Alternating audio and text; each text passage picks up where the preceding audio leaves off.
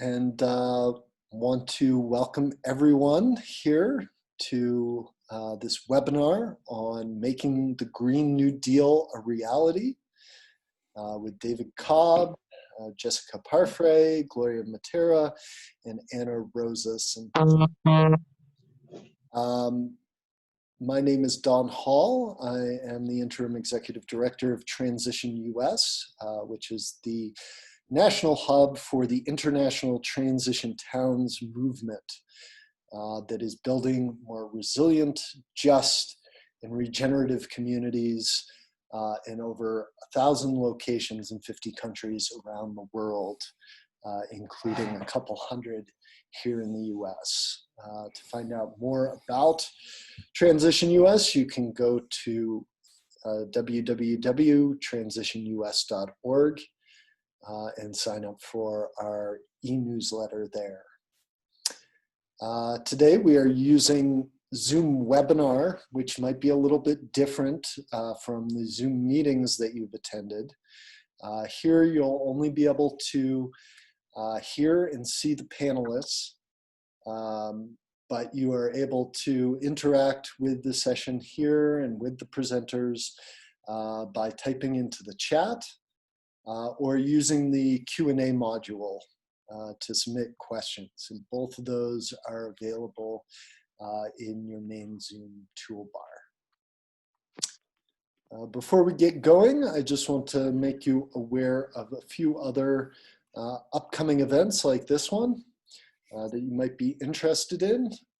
On September 20th, coming up this Sunday, we have a great session with our National Inter-Resilience Network on Indigenous food and cultural healing, featuring the Oglala Lakota Cultural and Economic Revitalization Initiative called Ulseri on the Pine Ridge Reservation, building food security and doing natural building with earthships to solve the housing crisis on the reservation. Very inspiring project, definitely one to check out. On September 28th, we're launching a 12-week succession social justice community of practice that will explore topics such as solidarity economy, racial equity, deconstructing patriarchy, colonialism and community, and the ecology of group dynamics. So you can go to our website and find out more about that. I'll also post some of these links in the chat. And finally, we're very excited to be doing a regenerative activism retreat with the Animas Valley Institute that will be starting in November. There's also information about that on our website. And do visit www.transitionus.org to find out about all of those events, as well as our national From What Is to What If campaign, reimagining and rebuilding our world, and how you can get involved with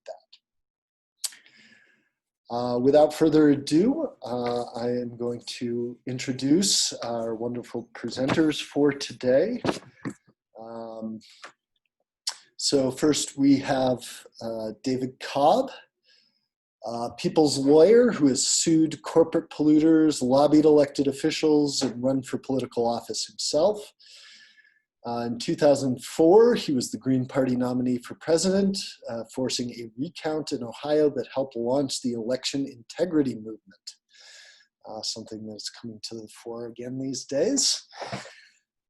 He co-founded Move to Amend and served as the campaign manager for the 2016 Jill Stein presidential campaign. He currently works with Cooperation Humboldt in California, serves on the board of directors of the U.S. Solidarity Economy Network and the Collaborative Design Council of Transition US. Welcome, David. Howdy, y'all. Next, we have Gloria Matera. Gloria serves as co-chair of the Green Party of the United States and co-chair of the Green Party of New York. She has been an organizer in socialist and left independent politics in the Green Party, Systems Change Not Climate Change, and Left Elect. Gloria directs a child life program at a public hospital that serves a largely low-income immigrant population. She's a longtime board member of Physicians for a National Health Program and active in the single-payer movement. Very glad to have you with us here today, Gloria. Hi, good afternoon, everyone. And then I will introduce Jessica Parfrey, and she will introduce her friend and colleague, Anna Rosa. Jessica has a background in community organizing, nonprofit fundraising, and environmental activism, formerly with Greenpeace USA. She prides herself in seeking transformative opportunities for radical collaboration and community co-creation. She's co-founder and volunteer facilitator for the EcoVista Transition Initiative and currently serves as the president of the Isla Vista Community Development Corporation. She received her BA in Environmental Studies from the University of California at Santa Barbara in 2018 and is driven to develop opportunities for meaningful dialogue, community-based strategy, and design informed by decolonized practice and methodologies. So thank you all for being here and for addressing this very important topic of the Green New Deal. Oh, Jessica, you're muted. I was muted. Thank you, Don. I just wanted to say, in the spirit of the sisterhood and camaraderie that joins us together, it's my honor to introduce Ana Rosa Rizo Centino, former mayor of Maywood, where she expressed leadership in working to defund police department. Ana Rosa is also senior organizer with Food and Water Action, board president of Casa de la Raza, president of the Central Coast League of Conservation Voters, and my co-hostess and dear friend on Que Madre, a podcast and radio show that we create together, interviewing mothers who do work in our community to further this project of liberation. So there's so many things that I totally forgot. This woman is amazing, and I'm glad we could all be here together today. What a wonderful introduction, Jessica. And I am so honored to be with these three powerful women who are each taking on an important role, not only in their communities, but in building this movement for a transformational shift. I have the honor and the responsibility for sort of moderating a discussion, but I want to start by really acknowledging what we're going to also do is model a different way to share space collaboratively. In other words, the arc of this conversation is going to be, what is the Green New Deal and where did it come from? Gloria is holding most of that, but we are going to encourage both Jessica, Ana Rosa, myself, Don. We're going to have a conversation, right, amongst ourselves, and you who are in webinar land or Facebook land or other places can participate by chat. But we're also going to stop about 20 minutes, 25 minutes into that and say, okay, let's really harvest from the chat. Let's really make sure that we are talking to each other rather than us talking to you. Then we'll shift into what is the status of applying and making the Green New Deal a reality, both nationally and locally. Jessica and Ana Rosa are holding most of that work and will be holding that frame, but Gloria, Don, and I will engage in a discourse together, which we will encourage all listeners to do as well. So I just wanted to name that because I think that as a cisgendered white male, what I know is I've been taught by society to take up a lot of space. I'm very important. My voice really matters. And so I'm consciously going to be aware of how much space I take. Now, as the moderator, I have a responsibility to take some space, but that's why I'm naming what I'm doing and how, and I'm going to be trying to shift that. The next stage is an acknowledgement that transition helping to create resilient, just, and regenerative communities while we are in the midst of a pandemic and a ongoing rebellion because of the murder of George Floyd and what I will call the Floyd Rebellion. And now wildfires happening all across California still. They're still, at least for me, immediately to my north, east, and south. We're currently helping to feed 100 evacuees and maybe more. So, you know, this is real and it's happening and it's going to get worse. And the role of transition is critical, and why I also want to say Cooperation Humboldt is a transition initiative. Like we really are steeped in this. So with that, I'm going to turn it over to Gloria with the framing question. So what is the Green New Deal and where did it come from? Gloria Matera. Gloria, you are also muted. Yep. So I am going to apologize to everyone because of technical difficulties in my space. I am on my phone and not having success getting off those notifications. So I'm hoping there's nothing. So the Green New Deal. There are 3 Green Deals as we look at it. The real Green New Deal, I call the Green Party Eco-Social Green Deal. We're going to talk about that first, and I'm going to say it not only addresses having bold initiatives that are needed to mitigate the climate crisis we're in right now. It aims to really restructure, transform the economic, the political, the environment.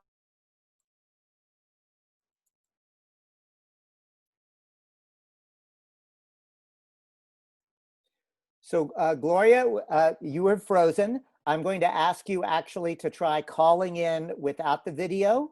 And we'll give that a shot, but you completely froze and your notifications, and even before you froze, I wasn't hearing you. Okay. I don't know how to fix that, but so I can tell you where I picked up. Yeah, so 3 Green New Deals. Right. 3 Green New Deals. The first one is the real Green New Deal, the eco-socialist Green Party New Deal. Green New Deal, and it not only addresses the bold initiatives that are needed to mitigate the climate crisis we're in, but it also is about restructuring and a transformation of both the political, the environmental, and the economic landscape that we're currently in that is about oppression and destruction for the sake of profit.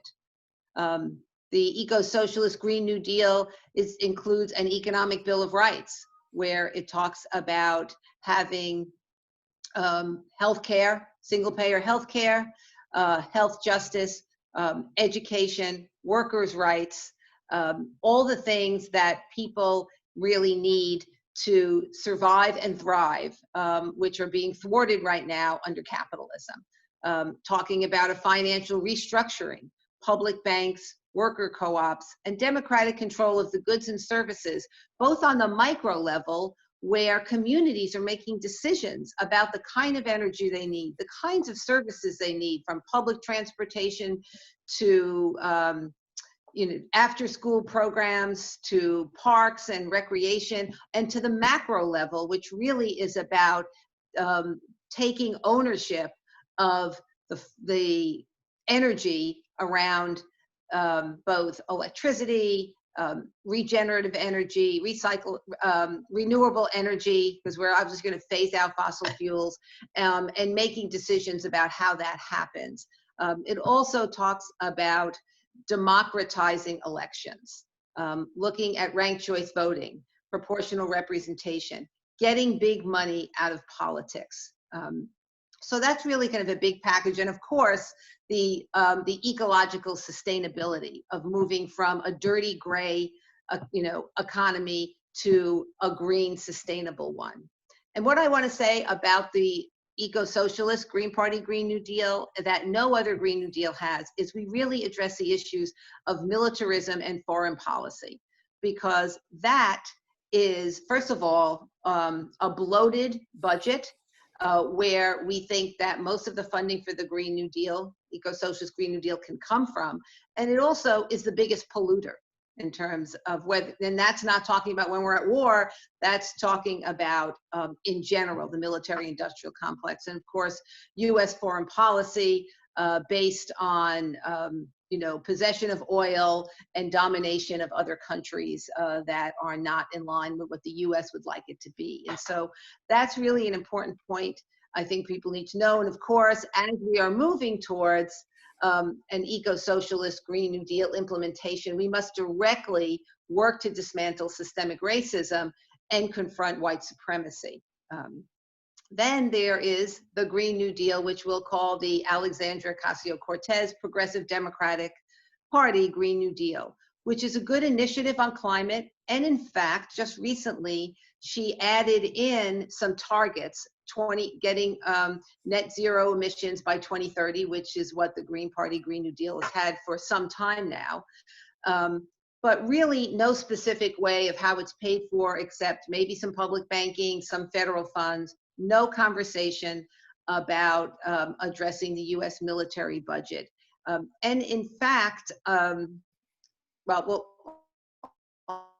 do that in this time around. So, we applaud the points in that program that she's putting forward. It's really an aspirational program at this point with not a lot of specifics being built in. And in fact, the third Green New Deal, which we will hat tip to our comrade Michael O'Neill, communications manager of the Green Party, is neither green, neither new, and nor a deal. But I'm gonna little caveat on that, and I'm gonna say it's a windfall deal for the ruling class, and that's why that's the one we really have to fight against.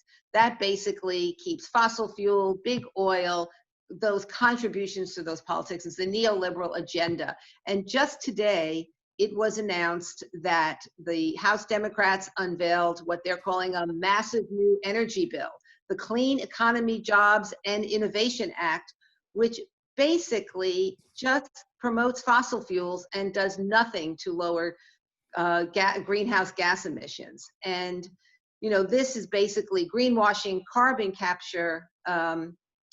It'd be interesting to see what the progressive Democrats, the AOC Green New Deal proponents will be saying about this, because already our friends at Food and Water Watch and other organizations are calling out the Democrats for putting this there. And I'll just stop there, David, because you may want to say a few words. Well, what I want to do is actually bring in both Jessica and Ana Rosa and Don and others. I'm going to do my best. Here's what I heard. I heard Gloria say there are really three Green New Deals. There is the real Green New Deal.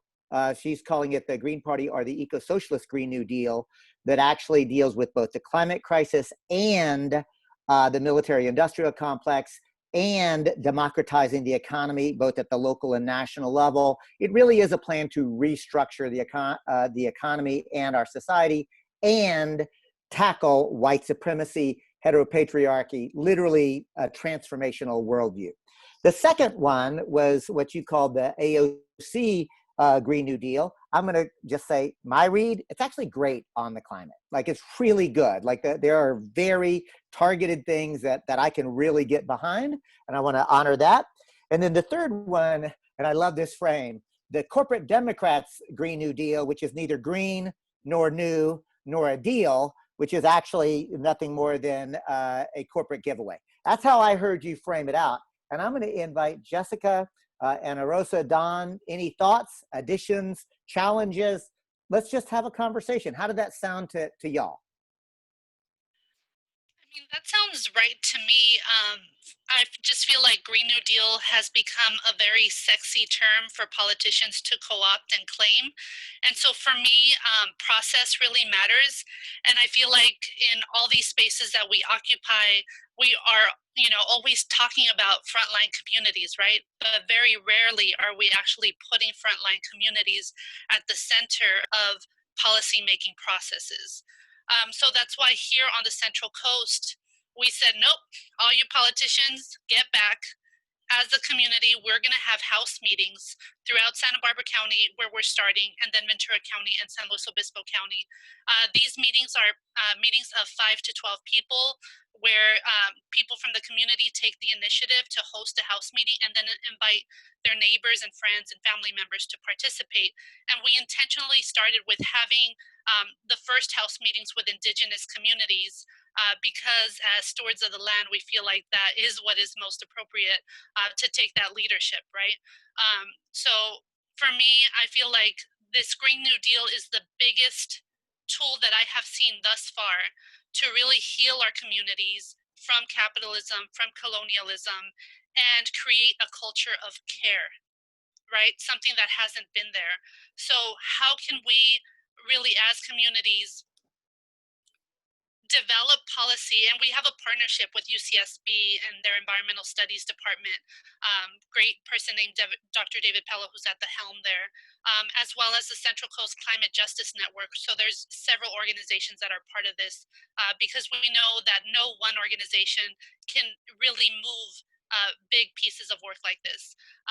And so it's been really transformative, and just like all your leadership at EcoVista have really appreciated, and I know we're going to keep this going, but I just want to make sure that we are centering those who have been most harmed, right, most impacted by the fossil fuel industry, by capitalism, and that is Black, Indigenous, people of color, working class people. So that's what I kind of wanted to share to start off Thank with. you.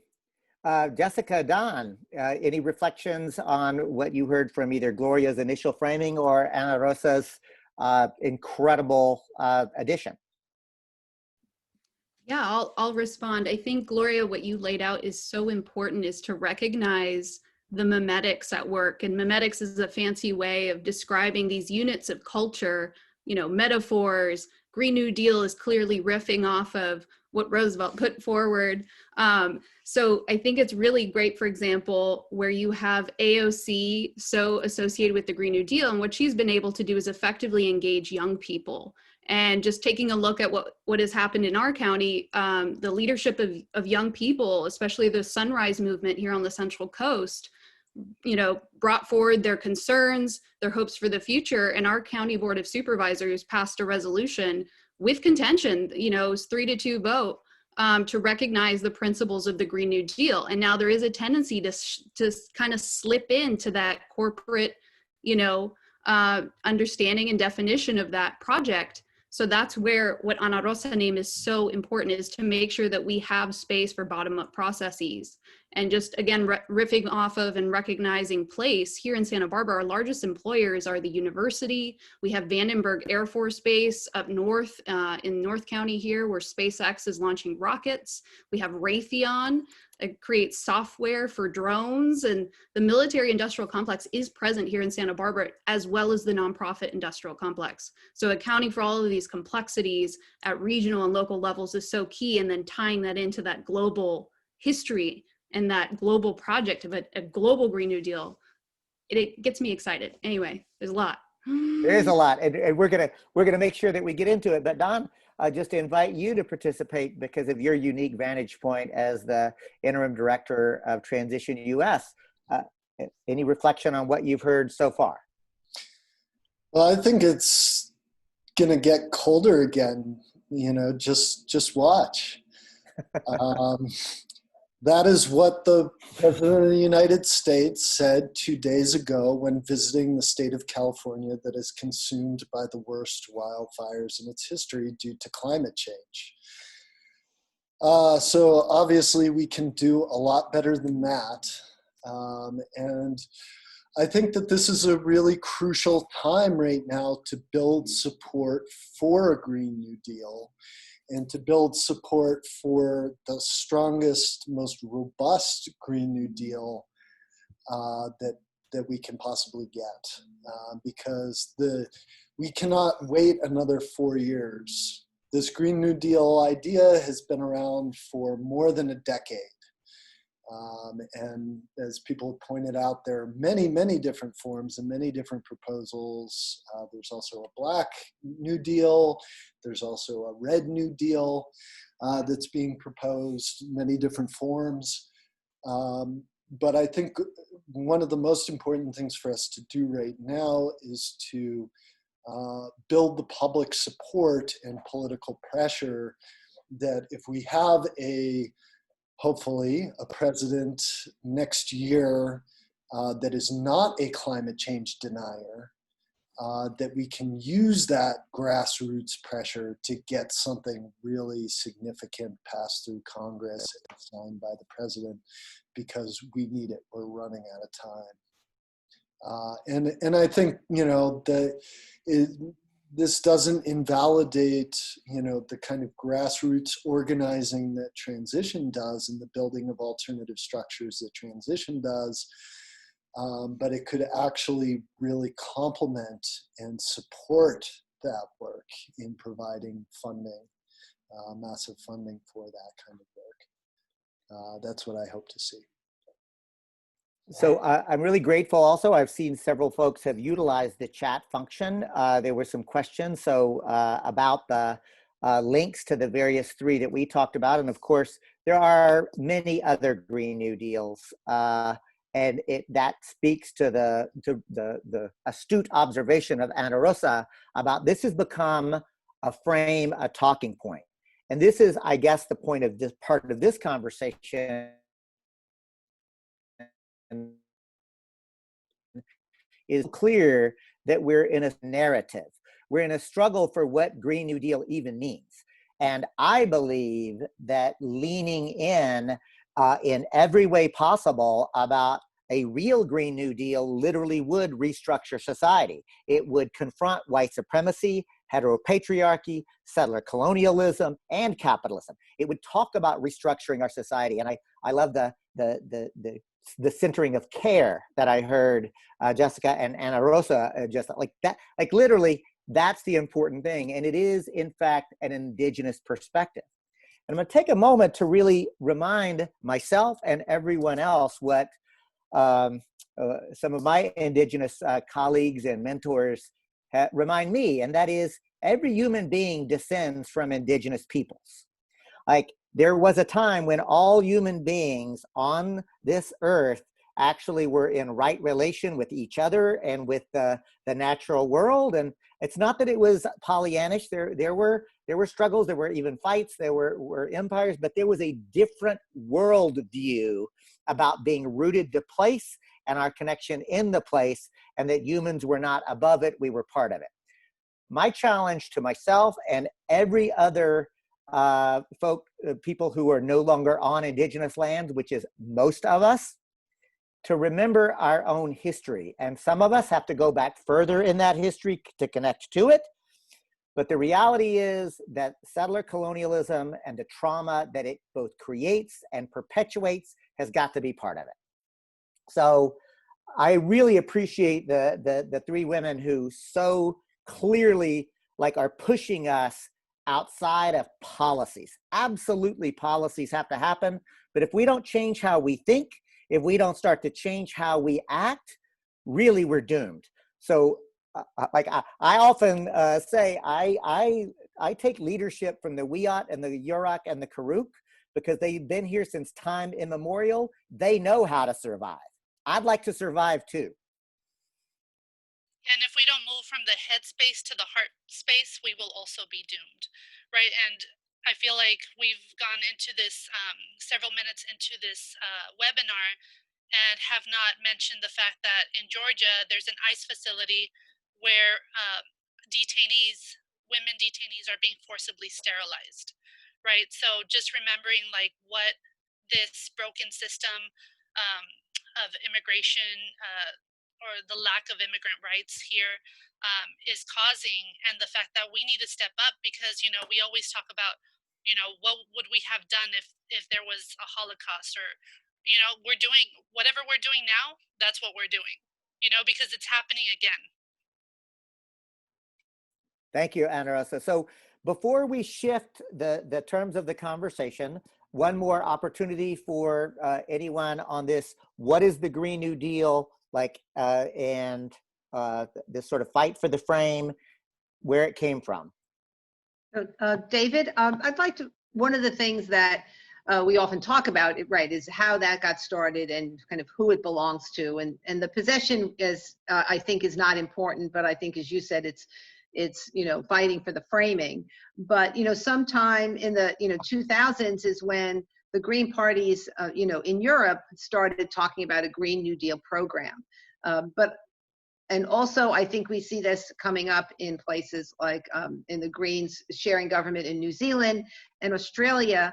But what I want to say about kind of that formation was, it was not just a Green Party, but it was really a Green movement, which is really where the party grew out of. And I think in countries where there are different electoral systems and governments are a little bit different, the party and the movement in terms of Green were much more synergistic than that's happening right now here in our country.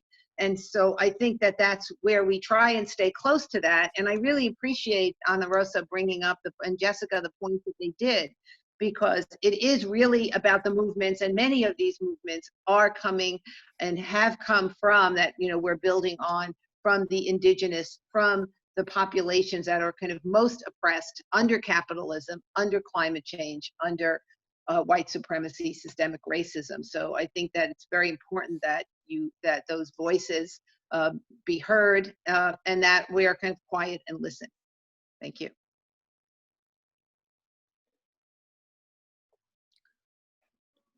So I don't know if anybody out there is participating in this. Caught myself.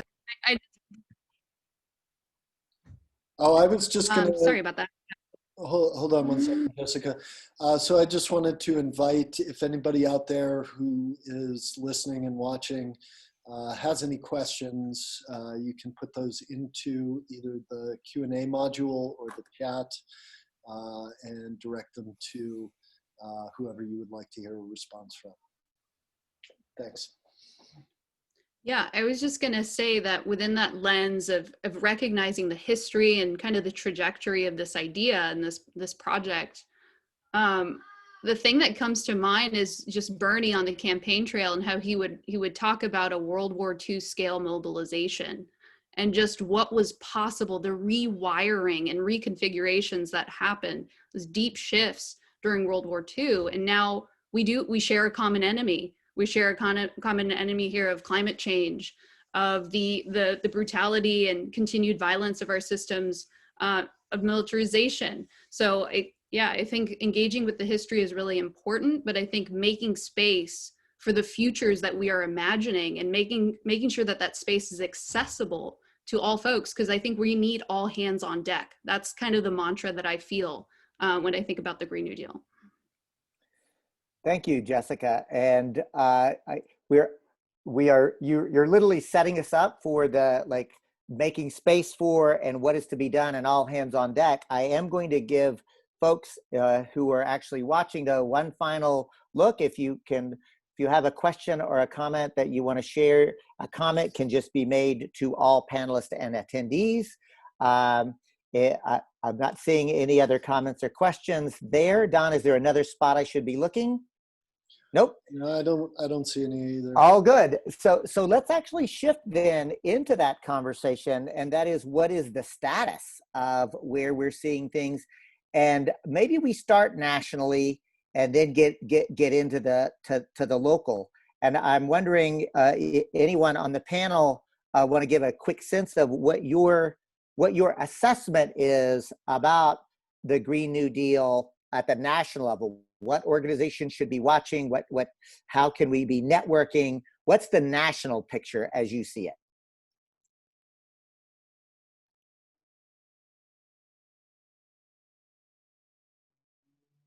Well, I'll share this.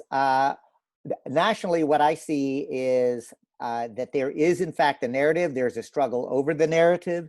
The reality is this, that what you see is a lot of organizations are coming together, 350.org, Extinction Rebellion, the Sunrise Movement, the Green Party, there are lots of national configurations. And I feel like on the one hand, that's great. On the other hand, we should actually acknowledge, at least as I am assessing it, that it's literally those national orgs are, some of them are actually talking about the complete restructuring of society. Isn't it interesting that almost every people of color-led organization, indigenous-led organization, women-led organization continues to struggle for that frame? Then there are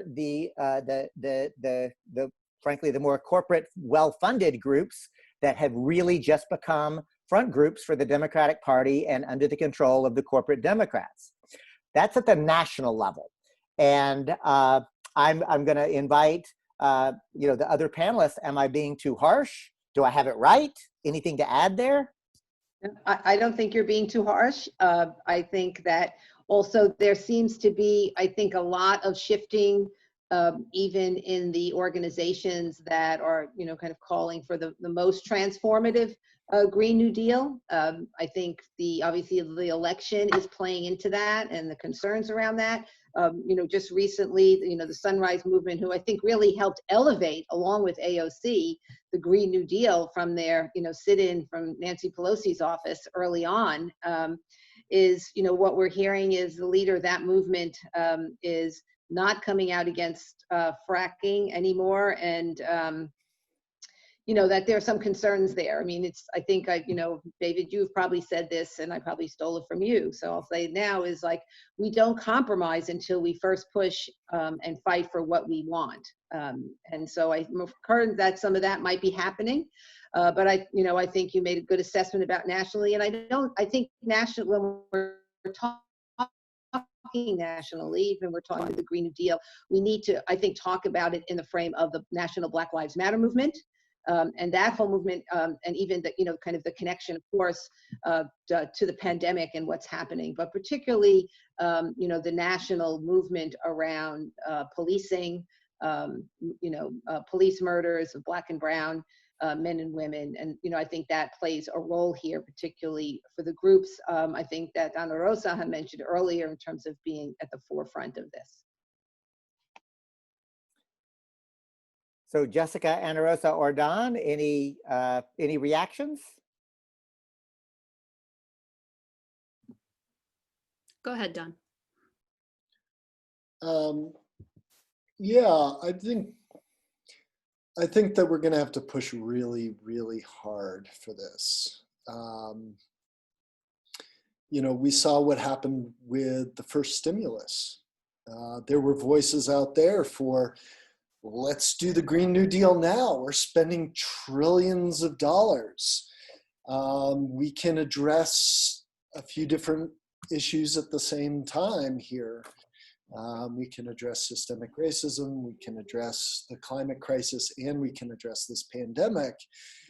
And what happened was, the airlines got a bailout. And a lot of SBA funds went to businesses that didn't need them. They were corporate handouts. The second bill that the Democrats floated for stimulus was pretty weak, from my perspective, on social and environmental issues, and that couldn't even, get a hearing in the Senate.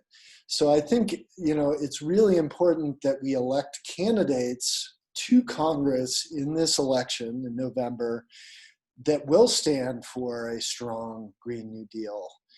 And then we push them hard after they're in office to get the best deal possible. And we're going to have to educate way beyond people who already care about these issues and are out in the streets and working on it every day, because the Fox News machine, conservative news machine, is trying to sow fear, panic, and distrust of these ideas, that they are going to destroy America, that we're trying to abolish the suburbs.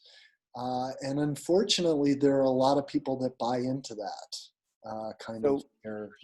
For them to buy into it when people don't know their neighbors, right? It's easy for people to buy into that false narrative these memes that are completely based on fake news when they don't know their neighbors. And that's why we're doing these Green New Deal house meetings, because we're encouraging people to talk to your neighbors. What do you find important in your community? And I just feel like for us, that grassroots organizing is key. There's no way to get around it at all. We can So, try to use social media as much as we can, but it's not a substitute. and Ana Rosa, you're literally taking us to the next thing. So I just want to frame it and use some of the comments that have been coming in to really land that and ask to hear about the success that y'all are having. So I'll let Tom frame it, who writes, the Green New Deal, as I understand it, was a large-scale federal project. To what extent or in what ways do y'all envision the Green New Deal being a bottom-up initiative versus a top-down federal one? How would the different levels interrelate?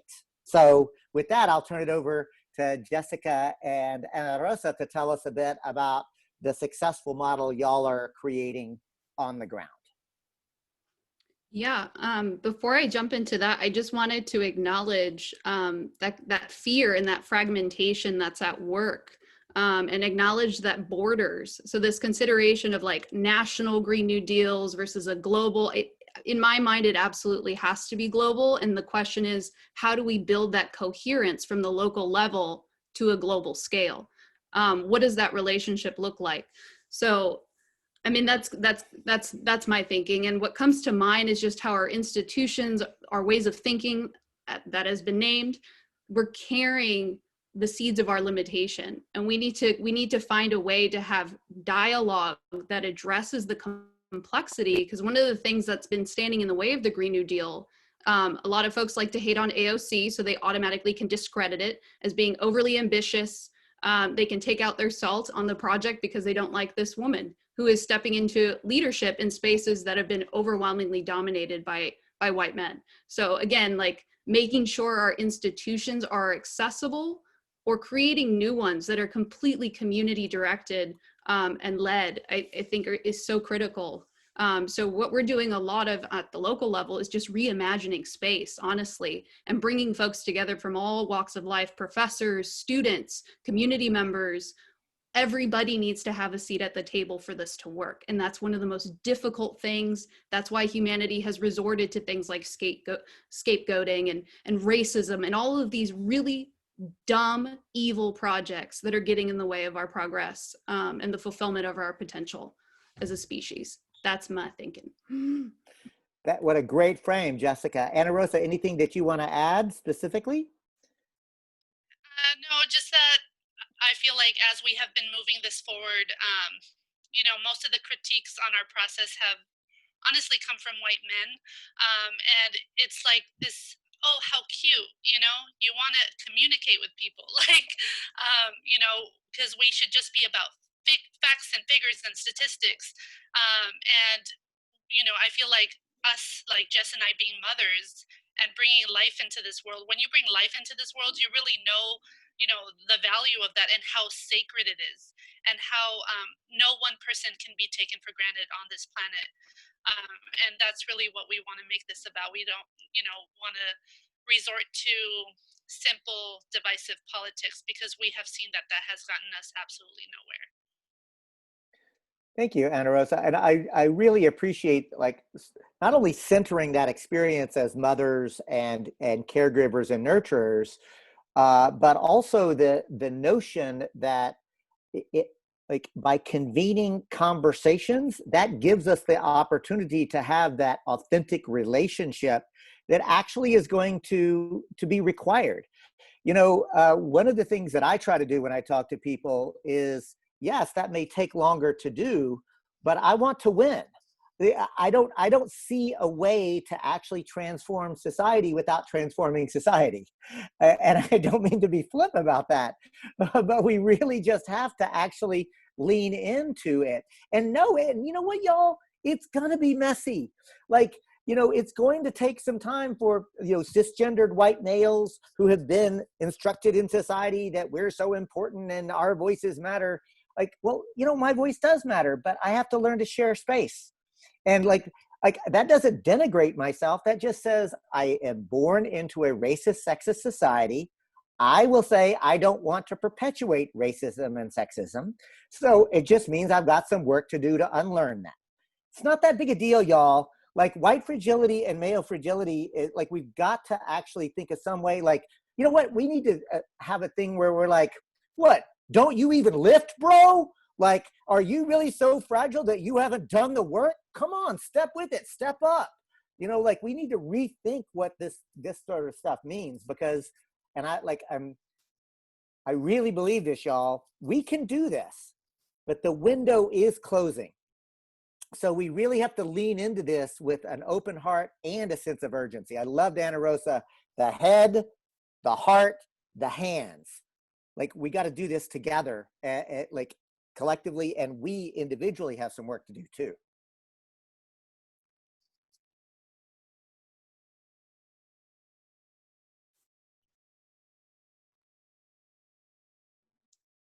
There are some questions here. More questions if you want to take questions. Yes, let's say, would you handle that, Don, or because I see some in the chat I can just do, or you can ask the questions. That might be easier.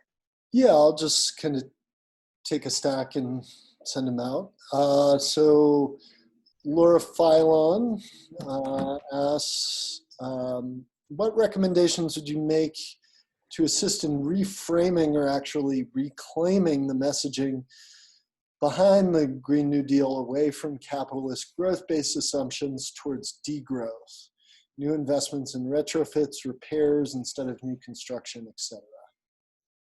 So I guess anybody could take that one.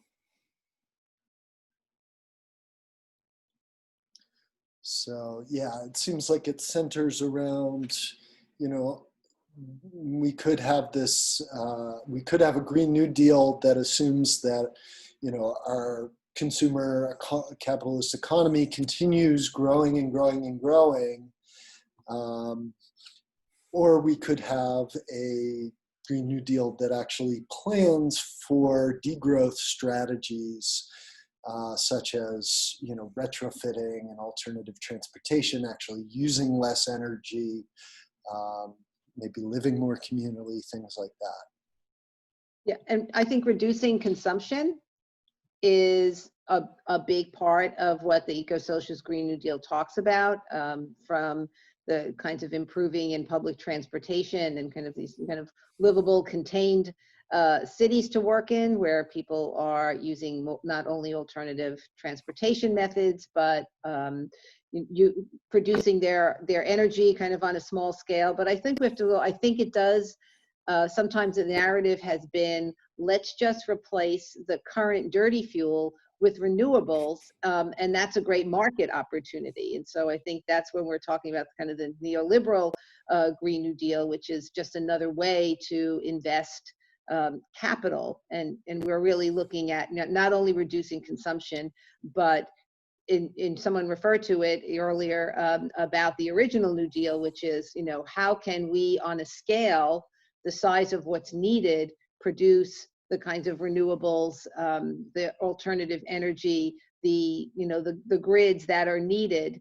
And that's really not to do it in kind of at a market rate, but it is to do it, you know, as a big public works program. Jessica and Ana Rosa, any thoughts on this idea of degrowth and how to frame that in a common sense way?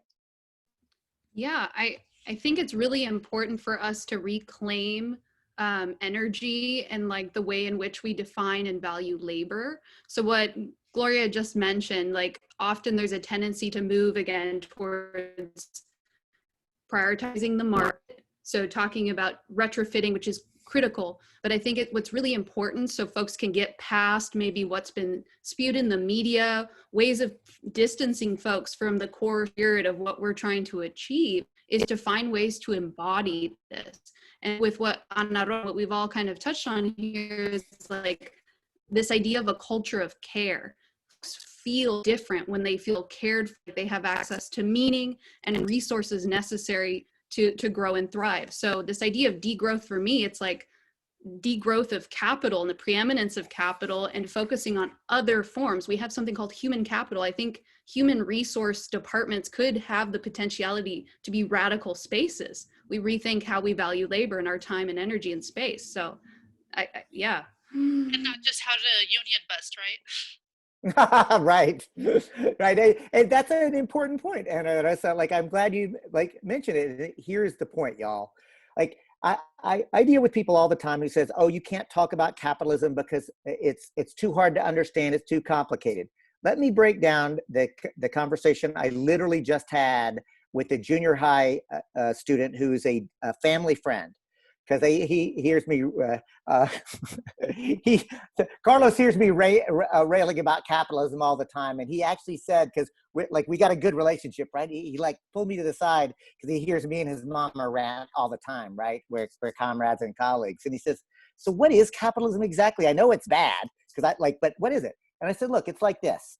It's an economic system, and economics it comes from the Greek. It just means the management of the household. So literally." Like everybody's an economist, right? Like if you're managing money, managing a household, you're an economist. How do you manage it? It's the logic. It is the governance and worldview of how does economics work. And Carlos, it goes like this. Capitalism has an internal logic and characteristics. 5 key characteristics that you'll learn, anywhere. 1, private ownership of things. Now, like some people call it the means of production, but really just that everything has to be privately owned.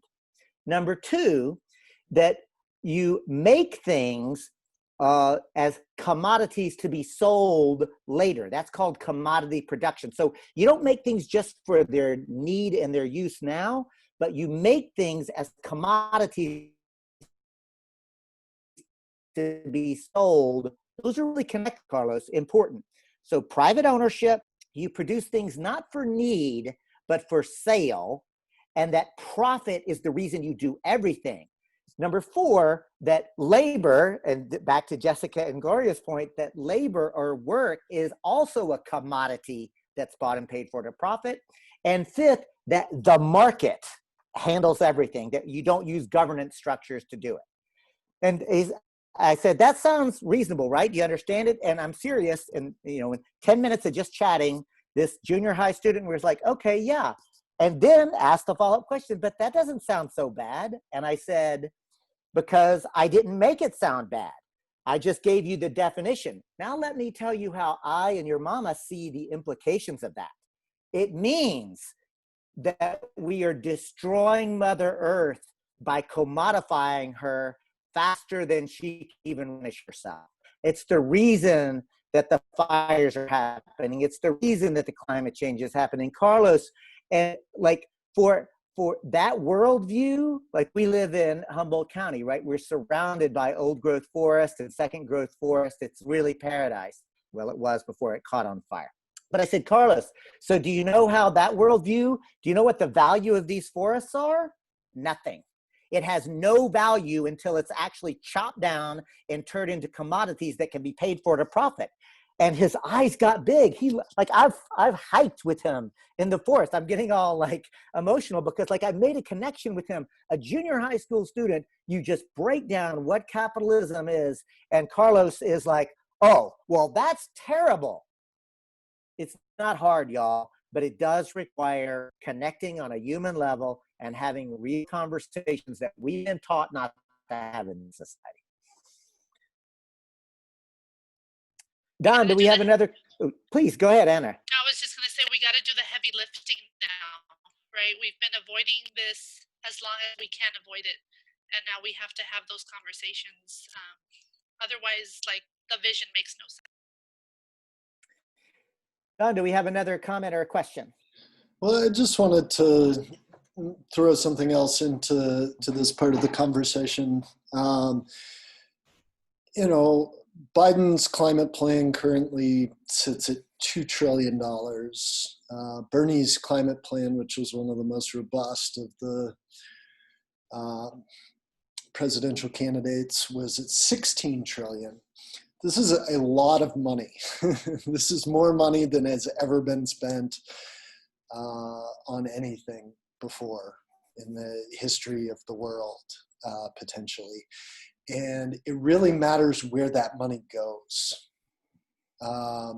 So we could see a Green New Deal where a lot of that money goes to big corporations, to energy companies, maybe even oil companies that come in to cash in using their lobbying power.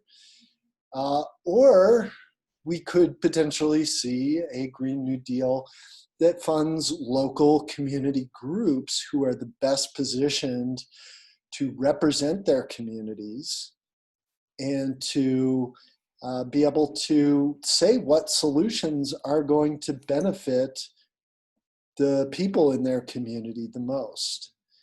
And I think that's something that I don't hear getting talked about a lot. Back in 2008, 2009, when we had the stimulus that came out as a countermeasure to the Great Recession, the housing collapse, stock market collapse, there was all this talk about shovel-ready projects.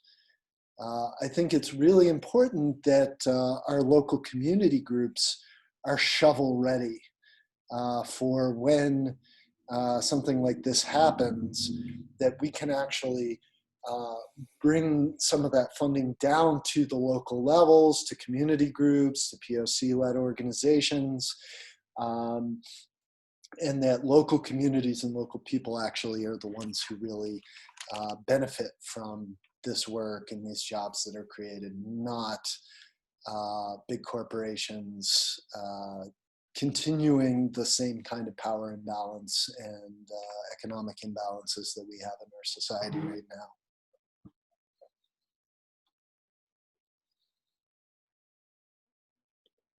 Thank you, Don. So ask, what about the idea of reconnecting people with land? Most people in our culture do not live in direct relationship to the land that sustains our lifestyle. People don't like to be told that they need to cut, reduce, etc. I think this group is unique in that it attracts people that actually want to reduce, even if it means some level of sacrifice. But many people are scared of the idea of degrowth.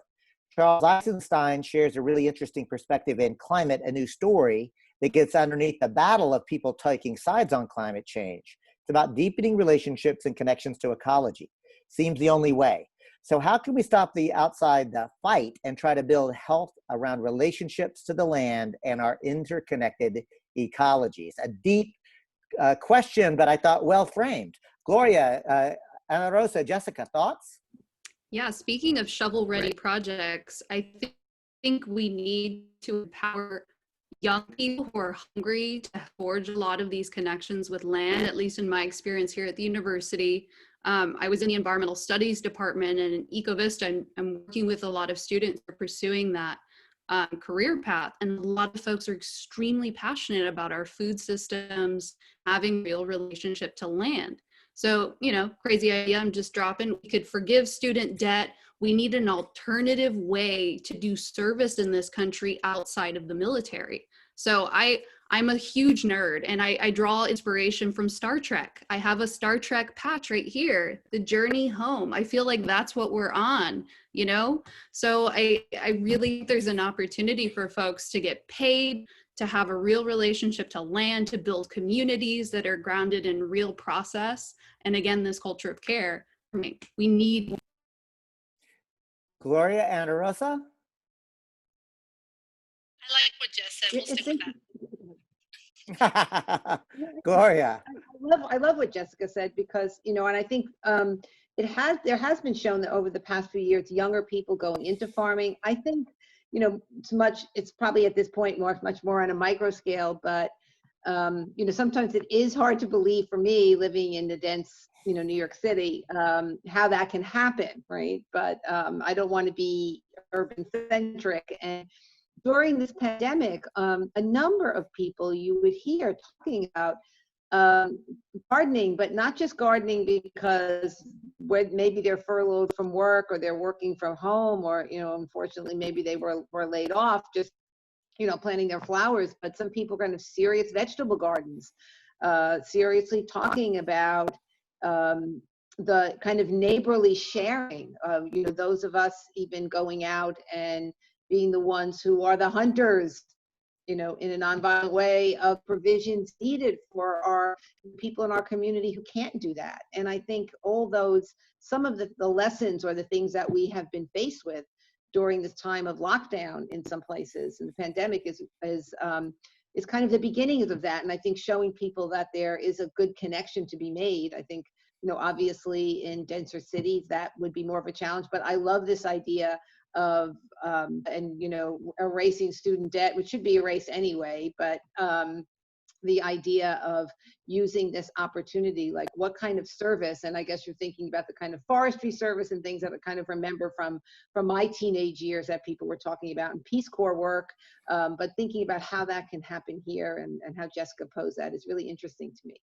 And I'm going to use this as Jessica's sort of challenge of Star Trek now, and then Gloria's response, and say, for example, in the Green Eco-Socialist Green New Deal, there is literally written in as policy the creation of local labor offices, not unemployment offices, but labor offices, because there has been a participatory process to say, this is what the community needs. So if I don't have a job, because I get the right to work. It's not just that I get a right to a paycheck, but I get to right to some form of meaningful, productive activity. And no matter what my physical challenges or abilities are, no matter what everybody has a gift to offer. Everybody wants to do something meaningful and productive. Now imagine every local community has gone through a participatory process to say, here are the things that we need in a participatory way. And you know what it ends up being? We need schools, we need childcare, we need roads, we need libraries. Like there's a lot of work to do. I get to work with somebody, let's say Gloria is the administrator there, and Gloria will say, well, David, what skills do you have? What are you good at? Like, and then she says, Gloria asked me, and what brings you joy and passion? What would you really be excited about doing? And then her job is to say, okay, I'm going to line up your skills more or less, your passions more or less, needs more or less. This is the work that you get to do for the community that the community has asked for. Y'all, it ain't that hard. Like our job ought to be to make a narrative that actually talks about this common sense. We need to shift the Overton's window. Like we have a path not only to survive, but to thrive, and it'll be better. It'll be better. So that was how I sort of thought about it. So then I'm going to go, we got a lot of love, y'all. And I will say, Jessica, your Star Trek references like, hey, hello, is getting a lot of comments. And I'm going to now just sort of invite, because I don't see any concrete questions. Again, a lot of love, a lot of stuff in there. But Don, you've got a thought. Oh, just there's somebody who's had her hand up for a while, and so I was going to invite Diana Noyes, if she still has a question, to come on and ask her question live here. So I'm going to allow Diana to talk and see if I can unmute and see if she has a question for us. Diana, you'll also have to unmute yourself, I think.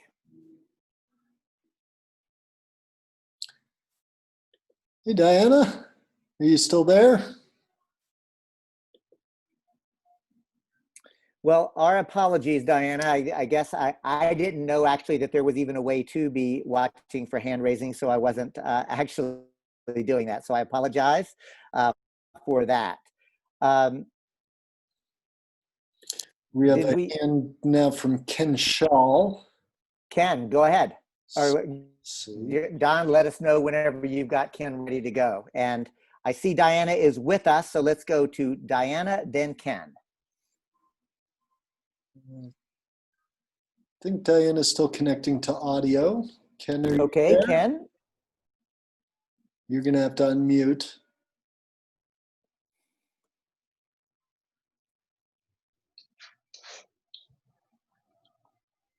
Diana, can you hear us now? I can hear you, and I'm sorry, I do not have a question. Oh, that's all right. Okay. So Ken, are you with us? Yeah, I'm unmuted now. I have been trying to do some intentional community here in Ashland and learn how to share 3 contiguous parcels totaling 6 acres with one main house and various other structures.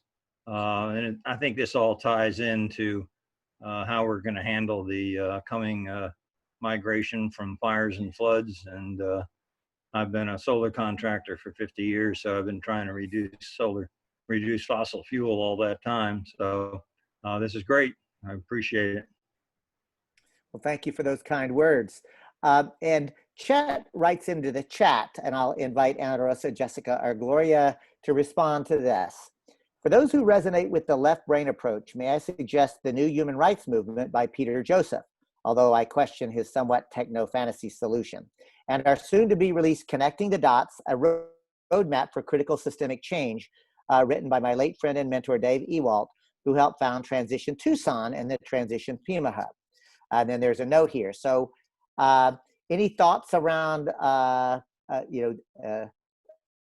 technical fixes and or this idea of the human rights movement? I apologize, I thought that there was a question there, but if anybody knows anything about that, we can use that as a jumping off point. Yeah, I actually got to attend a talk with the author, and I've read through the book, and I think there's a lot of really wonderful ideas. Again, my concern is that a lot of these techno fixes are being proposed by folks whose experiences don't really speak to and relate to the majority of folks who will be most impacted. I'm personally very interested in things like blockchain, all of these new interesting kind of tech spaces that are overwhelmingly dominated by white men, and seeing how could we take that and make other folks interested in these kinds of technologies, and how could they be applied to support communities.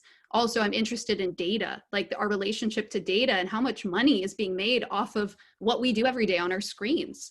And so reclaiming our ownership of data and having networks based around that tending to data is really interesting to me. And also just to note, I'm noticing a question here on the Q&A box from Adam's Mark that I just saw too. That's my answer though. Great. And so let's just go to Mark Adams' question, which is, speaking of narratives and conversations, how would you frame the Green New Deal to a white working class conservative person who believes they are threatened by it? In other words, how do we package the Green New Deal as an economic, political, and social benefit for them?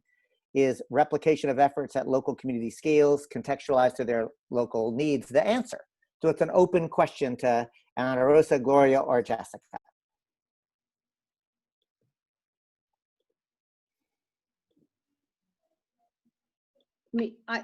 I think that the healthcare crisis, the housing crisis, the bailout of the banks, just scores of working class people losing their homes back during that time, going bankrupt if someone has a catastrophic illness. All these things are addressed in the Green New Deal, the eco-socialist Green New Deal that we've been talking about. I think that those are very, kind of basic rights and needs for working class people. I know that, this false narrative of, the labor versus environment, where we know that going back decades, that workers' rights, worker safety, in the workplace does connect to the environmental movement and between people and planet together. And so I do think that there is a narrative there that does resonate with working class white workers in particular. I guess that's kind of where I came from in terms of the people I talk to in my more background and family circle, that when you talk about those kinds of issues to be addressed, I think that it does resonate. I think, trying to break through that false narrative of, people will lose jobs, or they'll, particularly when we're talking about some people that still are in unions, which is important that we want to maintain that. And the Green New Deal in the Economic Bill of Rights really does address workers' rights, the right to organize, the right to have a safe work environment. Gloria, I completely agree with you. Us really being able to pinpoint what those false narratives are and lifting the veil. Some of you all may be familiar with an organization called Jobs with Justice. When NAFTA passed, they actually had an exchange program, right? Because there was this thing that people were saying, oh, my job's like Mexicans are taking my job. And so they would actually have the workers go to Mexico where the new factory was, and they would see all the lack of safety, the bad wages that people were getting, and how they were, being treated in such atrocious manners, so that they could see that this is what capitalism did to your job. This is what corporate globalization did to your job. So it's really doing that heavy lifting. Like, we just cannot get around it, and it's not so much about packaging. When I work on stuff, I don't try to package stuff. I try to really pinpoint, okay, what's the narrative around this, and how can we break through what's fake about it, and get to the real heart of the matter. And Rosa, thank you so much for saying that, right? Like, it's not it's like framing is about authentic connection, right? Like, to frame it so that it actually means something to somebody. It's not marketing. Like, it is actually authentic relationship. And let's be clear, there are false narratives that need to be interrupted. And I appreciate Mark's question and Gloria and Ana Rosa's answer. And I'm gonna say I'm a perfect example. Like, so I come from white and not working class. Actually, I come from poverty. And I used to be ashamed to say that. And I'm not saying it so like I get like some sort of lefty check mark. I'm just saying I was in a house without a flush toilet and had to empty a 5-gallon bucket of my family's excrement into an open pit. Rural poverty is different than urban poverty, but poverty sucks, right? So imagine this kid from that perspective, but I've been taught, so I knew that the economic system was unfair, but because I'm cisgendered white and male in this society, I bought the rest of the false narrative creation myth of this country and liberty, justice, and equality and all that stuff. It wasn't until I got to college that I began to learn about settler colonialism and empire. Isn't it interesting that they don't teach you real history till you get to college because you're being propagandized into this false narrative? I'm giving all of this backstory because I really want to anchor. In high school, in the Texas Gulf Coast, where oil refineries was jobs, and I had been taught that's not pollution you smell, that's money. I had been trained in that.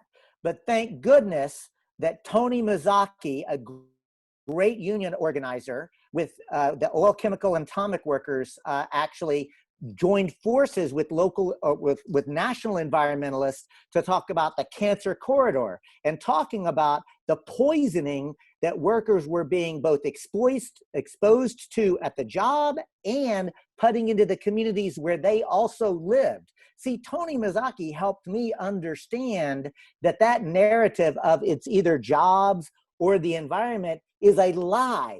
It's a lie that the ruling elite used to keep me from what's in my own best interest. And now I know that the very definition of whiteness was a lie that was taught against my own best interest because it tried to prevent me from being able to build solidarity with people like Ana Rosa, Jessica, and Shamako Noble, and Kali Akuno, and all the people that are my now dear friends and comrades. We have got to be willing to interrupt these narratives and frame it, Mark, in ways that make sense to people. And every authentic conversation is going to be somewhat different. So there is no one size fits all, but we've got to do the work that Ana Rosa was like challenging us to do. And that's what I think the answer is. Each one, teach one. So I'm going to now go to Shelley, who asked, and again, this is for anyone, any experience in talking with people about facing the consequences of our actions in destroying other cultures for profit, leading to desperate migrations, and now destroying our own culture for profit? Is that a viable talking point?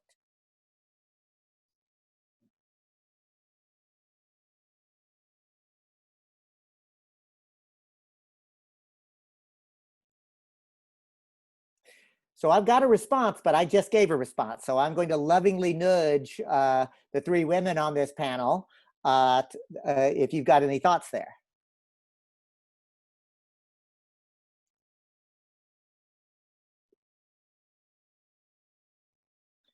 So I'll do it this way. Oh, wait, I'm sorry, Ana Rosa, you're off mute. No, it's fine. Go ahead. No, I insist. I mean, my understanding of that question for me is on a much larger global scale, in the destruction of cultures around the country because of capitalism. But I would say here on the Central Coast, it's been, for me, observing the gross negligence of government when it comes to like indigenous populations, and how hard it is to get simple things like translation done at meetings, so that people can actually understand, you know, what policies are being voted on, and how they can give input. And you know, when they actually do get translation, it's only in Spanish, whereas here we have a large population that speaks Mixteco and Triqui and Zapoteco, right? And these are farm workers who mostly speak this, and because of them, we have the food that we eat. Yet for some reason, government doesn't find it important enough to allocate resources so that those same populations can understand like what's happening here, because we use them as arms to do labor. We don't see, you know, government doesn't see them as more than that. And that's what has been really hurtful for me to observe, and what we have been trying to change here. Thank you so much for that, and Rosa. And I also appreciate just how real that got. And I, I'm going to actually be equally real, because the way I person, and that is, so here's what I know, thanks to my mama and my cousin Wiley, who's since passed, but he was really big on like, you know, family histories and so forth. So I now know with certainty that at least on my mama and that matriarchal side of the family, I absolutely descend from Scottish and Irish folks, and we can actually trace them to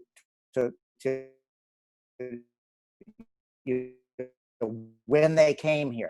Like if you go back further enough, my ancestors once lived in proper balance in the Scottish Highlands, in the pastoral setting of Ireland. And the English Empire came, pillaged, plundered, murdered, raped, and traumatized my ancestors, and basically drove them off the land. And then my ancestors came to this continent and pillaged and plundered and murdered and traumatized a whole another group of people and drove them off the land.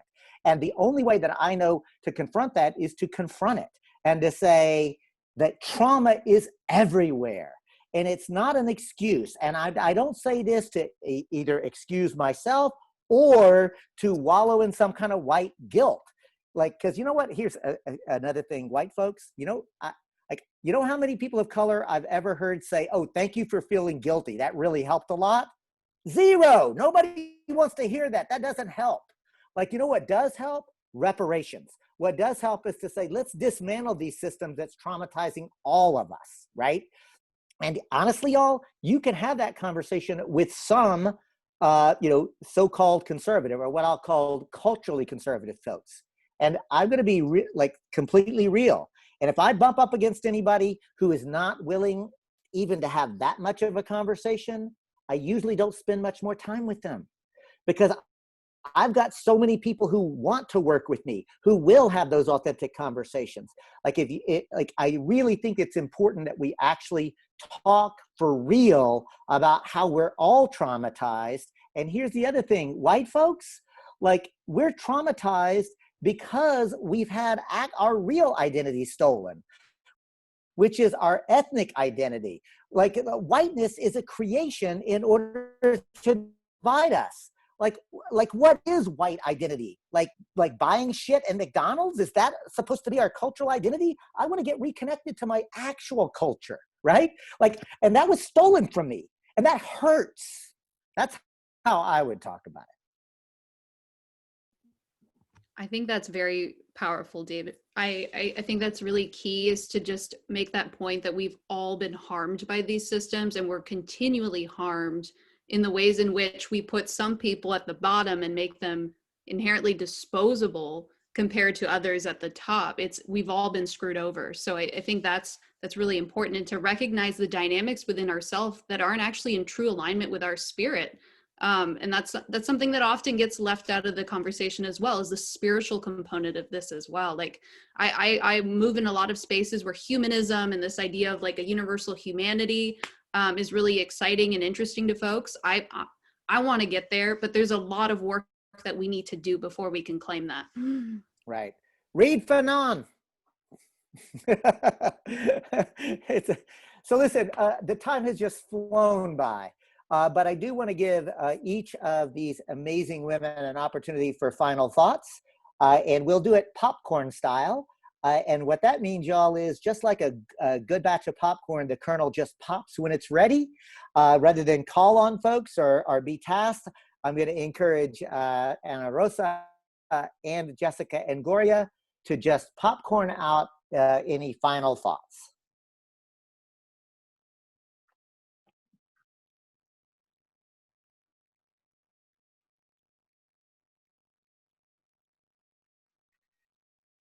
Well, I feel like we're ending with your story, David, with and last comments on with power, and I think that this has been very powerful to share this space with the four of you and the people who have really been making comments and questions and really participating. And I think that in all our spaces, I'm hearing about that power. And so I'm just thinking, although, you know, I wake up every day worried about what's happening and what could happen, that I think that multiplying this power, which we know is happening in spaces, and finding a way to communicate that, and for me, taking away the bringing up the issue of caring, because it is about humanity, and that's what really we're fighting for, against capital, against systemic racism. And so I really feel hopeful to be able to participate in this. I really encourage those of you who are here to continue asking those questions. I really appreciate that this panel was pulled together and being a part of it. I think people put some really interesting things in the chat to read, so I'm looking forward to seeing that as my further education. Thank you.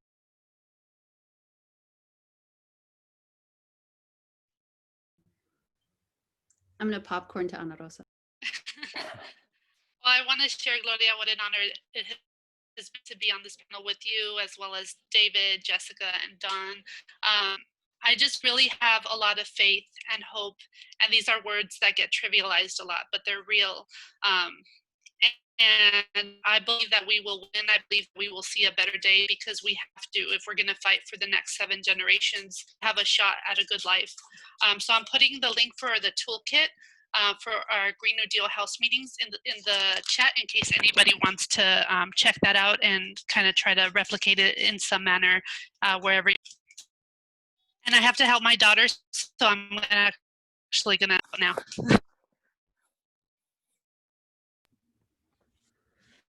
Yeah, I just want to say thank you to everyone who took time to participate and invest in a space. I was honored to ask to participate and get to meet you, Gloria. And again, it's always an honor to talk with you, David and Don and Ana Rosa. So I also share that hope, and I think it's time to get creative. It's time to connect. It's time to lean into the messiness and the beauty that is humanity, and it's time to heal. I think that's the frame that we should also adapt.